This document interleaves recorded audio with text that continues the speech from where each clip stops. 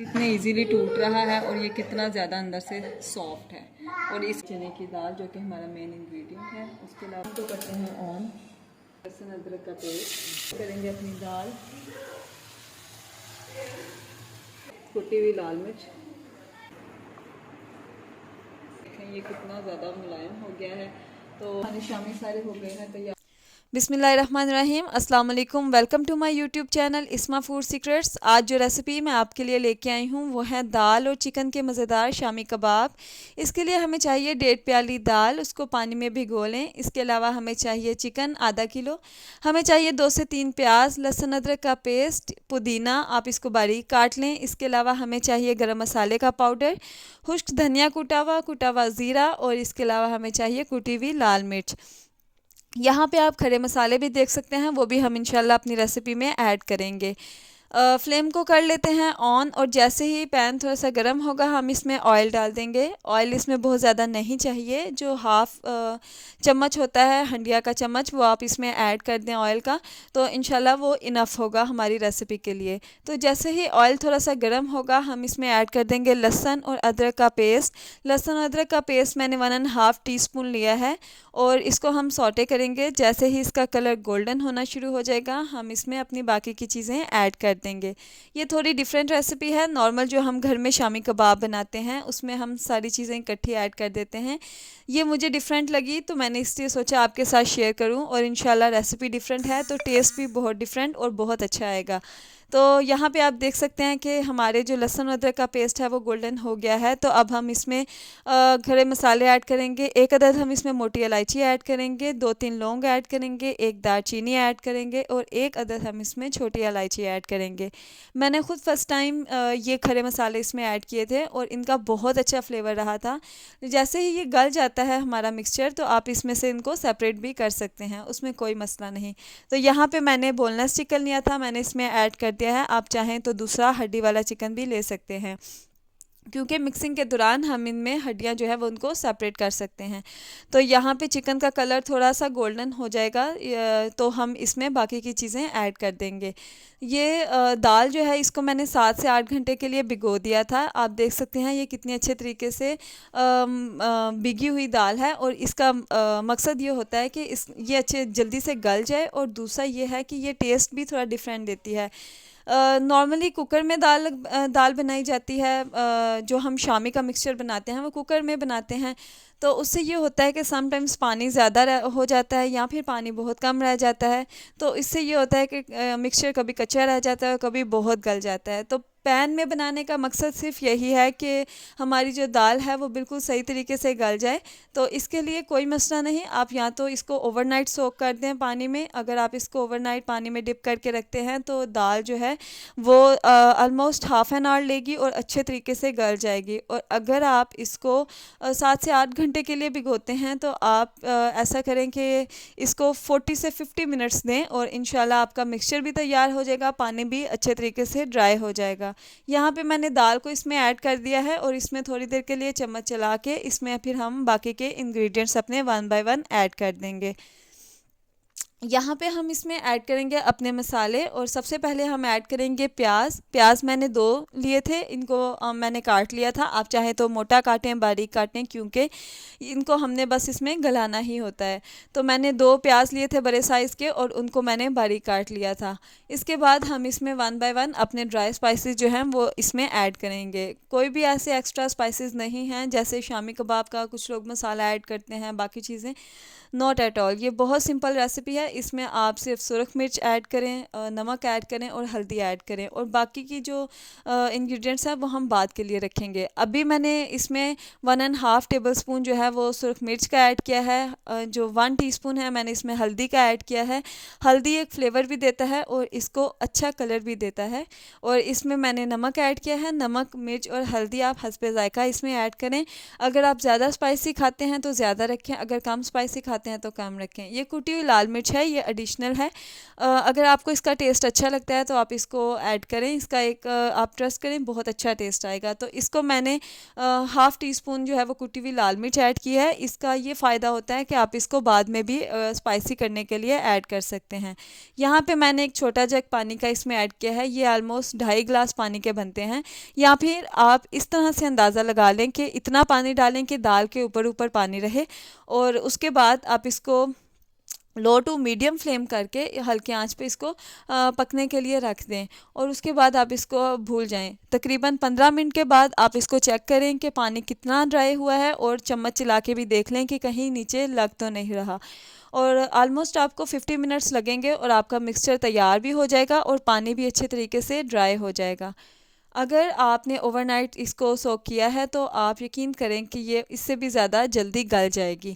खैर ये है कि ये इसलिए बेहतर है कि ये इससे हमारा मिक्सचर अच्छे तरीके से तैयार हो जाता है। अब आप देख सकते हैं कि ये मिक्सचर हमारा कितना अच्छा तैयार हो गया है। इसमें पानी भी ड्राई हो गया है, और इवन के पानी ड्राई करने के दौरान ही हमारा चिकन भी इसमें गल गया है, मिक्स हो गया है। दाल हमारी इतनी अच्छी गली है कि ये ना ही बिल्कुल कच्ची है और ना ही बिल्कुल घुल गई है। आप मिक्सचर को अच्छे तरीके से देख सकते हैं कि ये कितना अच्छा जो है वो तैयार हो गया है।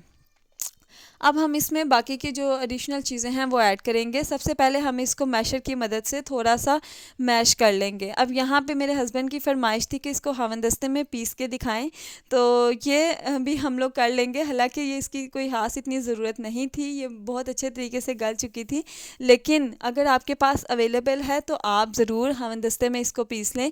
इससे ये है कि एक कमर्शियल टेस्ट आता है, जैसे कि हमें बेकरी स्टाइल शामी कबाब मिलते हैं बेकरीज़ वगैरह से, या फिर हमें स्ट्रीट फूड में शामी कबाब मिलते हैं। उसमें दाल बिल्कुल पिसी हुई होती है, उसमें कोई भी दाना कच्चा या खरा नहीं होता, तो वो बिल्कुल उस तरह के शामी कबाब हमारे बन जाते हैं।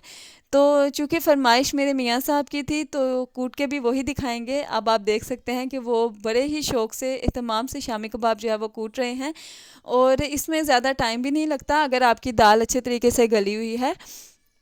तो हम थोड़ा थोड़ा करके अपने सारे मिक्सचर को इसमें पीस लेंगे, और उसके बाद हम इसमें बाकी चीज़ें ऐड करेंगे।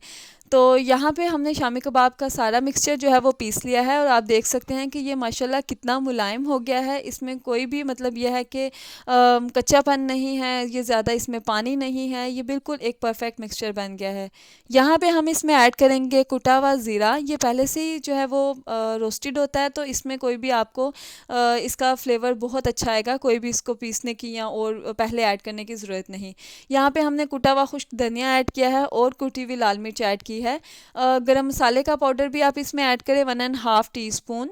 गरम मसाले का पाउडर जो है वो टेस्ट के लिए होता है। और इसके बाद नमक मुझे थोड़ा सा कम लगा था। मैं आपको हमेशा से कहती हूँ कि नमक और कुटी हुई लाल मिर्च की अच्छी बात यह है कि ये बाद में भी ऐड हो सकते हैं। ये हमारा सीक्रेट इंग्रेडिएंट है, ये है कुटा हुआ पुदीना, कुटा हुआ कह रही हूँ, ये कटा हुआ पुदीना है। क्यों? क्योंकि ये आपके शामी को बहुत डिफरेंट और एक रिफ़्रेशिंग टेस्ट देता है। अगर आप चाहते हैं आपकी शामी कबाब मेहमानों को डिफरेंट लगे और वो आपसे रेसिपी पूछें, तो आप यकीन करें, आप कटा हुआ बारीक कटा हुआ पुदीना इसमें ऐड करें, आपको बहुत मज़े का टेस्ट आएगा। तो यहाँ पे मैंने लिया है शामी मेकर, और आप जैसे हमेशा से तारीख़ में होता आया है कि पहला शामी कबाब हमेशा अजीबो गरीब बनता है, तो उसको आप अवॉइड करें। बाकी के शामी कबाब इंशाल्लाह आप बहुत इंजॉय करेंगे। तो यहाँ पे शामी कबाब 1 बाय 1 मैं इसमें बना लूँगी सारे। शामी मेकर का फ़ायदा ये होता है कि इसमें जल्दी शामी कबाब बन जाते हैं। वैसे आप हाथ से भी बना लें, हाथ से भी जो है वो शामी कबाब सही बन जाते हैं। तो अभी 1 बाय 1 मैं सारे शामी कबाब इसमें बना लूँगी और फिर आपको फ्राई करके भी दिखाऊँगी। और इसके अलावा आपको एक शामी कबाब मैं तोड़ के भी दिखाऊँगी कि ये कितना ज़्यादा सॉफ्ट और अच्छा बना था। क्योंकि ये सारा डिपेंड करता है कि आप शामी का मिक्सचर कैसा बनाते हो। यहाँ पे हमारे शामी कबाब सारे माशाल्लाह प्रिपेयर हो चुके हैं। तो अब मैं आपको शामी कबाब जो है फ्राई करके बताऊंगी। इसके लिए हमें ऑयल इतना ज़्यादा नहीं चाहिए। अगर आप चाहें तो इसको शैलो फ्राई भी कर सकते हैं, डीप फ्राई भी कर सकते हैं, मगर मेरा ये मानना है कि शामी कबाब जो होते हैं वो दाल भी इसमें ऐड होती है, तो अब इसको जितना ज़्यादा ऑयल देंगे दाल उतना ही ज़्यादा ऑयल अब्जॉर्ब करेगी।